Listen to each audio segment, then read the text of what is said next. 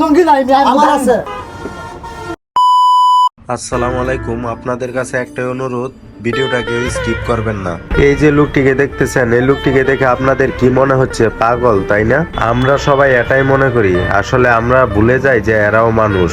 মানুষ হিসেবে তাদেরকে ভালোবাসতে শিখুন।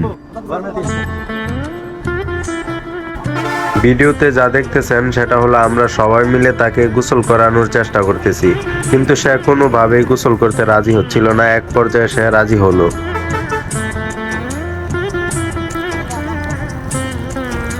আর ভিডিওটি করার কারণ হলো সবাইকে অনুপ্রেরণা দেওয়া, যেন সবাই এদের পাশে এসে দাঁড়াতে পারি। আসলে আমাদের যদি সৎ ইচ্ছা থাকে তাহলে আমাদের দ্বারাই সম্ভব কিছু করার।